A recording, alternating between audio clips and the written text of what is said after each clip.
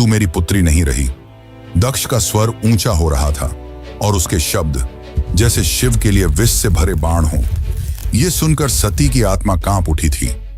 यह केवल अपमान नहीं था, यह शिव के उस स्वरूप का तिरस्कार था जो समस्त सृष्टि का आधार है।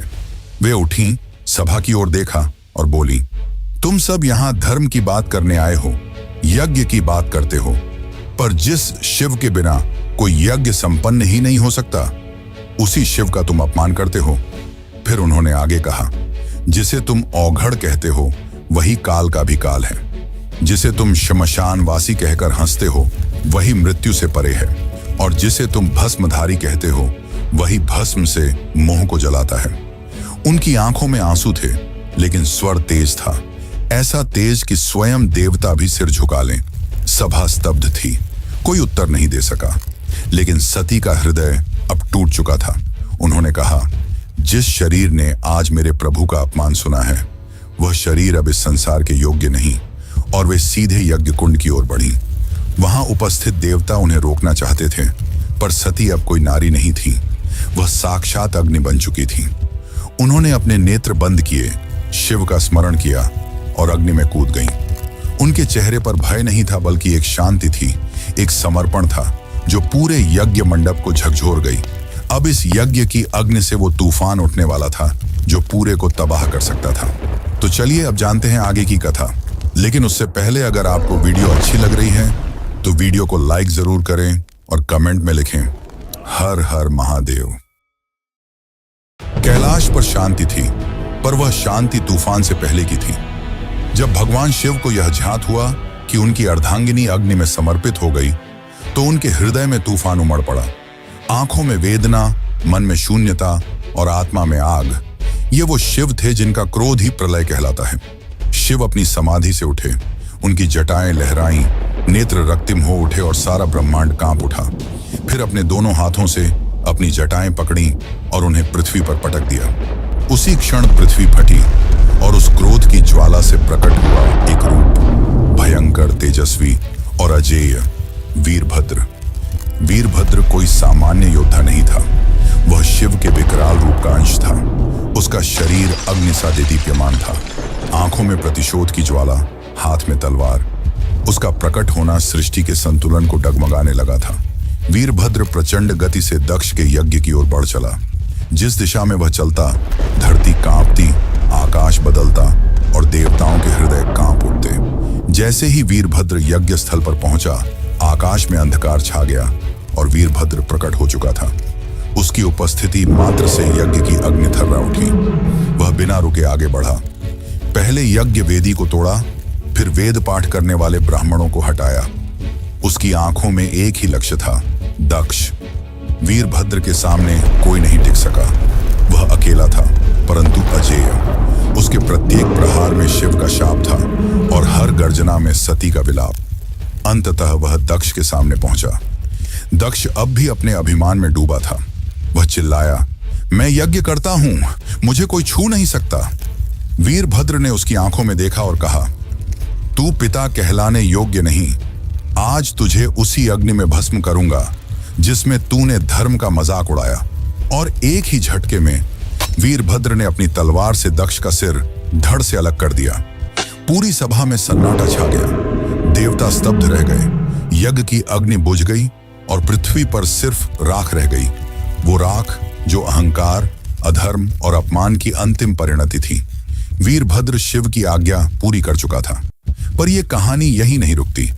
अब आएगा वो क्षण जब शिव स्वयं यज्ञ स्थल पर पहुंचेंगे, सती के शव को उठाएंगे और सृष्टि में संतुलन डगमगाएगा। जब महादेव यज्ञ स्थल पर पहुंचे, उन्होंने सती के जले हुए शरीर को देखा। वह दृश्य ऐसा था जिसने स्वयं काल को रुला दिया। शिव ने धीरे से कंपाते हाथों से अपनी सती को बाहों में उठा लिया। उनकी आंखों से आंसू थे और फिर वह चल पड़े। शिव सती के शव को अपनी गोद में लिए पूरे ब्रह्मांड में भटकने लगे। उस विरह में जो पूरे ब्रह्मांड को भयभीत कर रहा था, ब्रह्मांड असंतुलित होने लगा। देवता भयभीत हो उठे। यदि शिव यूं ही विलाप करते रहे तो सृष्टि का संतुलन टूट जाएगा, प्रलय आ जाएगा। तब सभी देवता भगवान विष्णु के पास पहुंचे और उनसे सृष्टि को बचाने की प्रार्थना की। तब विष्णु ने अपना सुदर्शन चक्र चलाया।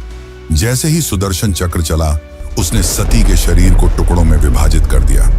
शिव कुछ क्षणों के लिए रुके पर प्रतिरोध नहीं किया। यह सृष्टि के लिए आवश्यक था। जहां जहां सती के अंग गिरे, वहां दिव्य ऊर्जा फैल गई। पृथ्वी के वे स्थान शक्ति से भर उठे और वहीं बने शक्तिपीठ। ये कोई सामान्य स्थल नहीं थे, ये उस अमर प्रेम की गवाही थे जो शिव और सती के बीच था। ये थे वे स्थान जहां स्त्री, शक्ति, प्रेम, बलिदान और भक्ति सब कुछ एक साथ साकार हुए। कुछ स्थानों पर सती की आंखें गिरीं, कहीं उनका हृदय, कहीं उनके केश, तो कहीं उनके चरण, और हर स्थान एक केंद्र बन गया मां शक्ति का, जो हर रूप में पूजनीय हुई। कभी दुर्गा, कभी भैरवी, कभी भवानी। यही वे स्थान हैं जिन्हें आज हम कामाख्या, वैष्णो, ज्वाला, हिंगलाज और तारापीठ जैसे नामों से जानते हैं। इस प्रकार सती के वियोग से जन्मे ये शक्तिपीठ न केवल देवी के अंग हैं, ये उस प्रेम की शाश्वत उपस्थिति है जो आत्मा से आत्मा तक जुड़ता है। शिव अंततः हिमालय लौटे, पर अब वह ध्यान मग्न हो गए। वर्षों तक एक चट्टान की भांति बैठ गए, समाधि में डूबे। ना शब्द, ना गति, ना भावना, बस मौन और सती की स्मृति। काल की धारा आगे बढ़ती है, युग बदल जाते हैं, पर कुछ कहानियां समय की सीमाओं से परे होती हैं, और सती की कथा उन्हीं में से एक है।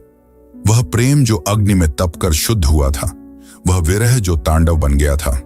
उस अधूरी यात्रा को अब पूर्ण होना था, पर यह कहानी यहां समाप्त नहीं होती। प्रेम का सफर यहीं पर रुकने वाला नहीं था। जहां अग्नि ने प्रेम का रंग दिखाया था, वहीं से एक नई दास्तान का पैगाम आने वाला था। सती के बलिदान से जो प्रेम जला था, वही आग पार्वती के रूप में फिर फलने वाला था। यह अंत नहीं, यह शुरुआत है। शुरुआत है एक अमर, अनसुनी और अनोखी प्रेम कहानी की। यह शुरुआत है शिव और पार्वती की। यह शुरुआत है एक नए युग की।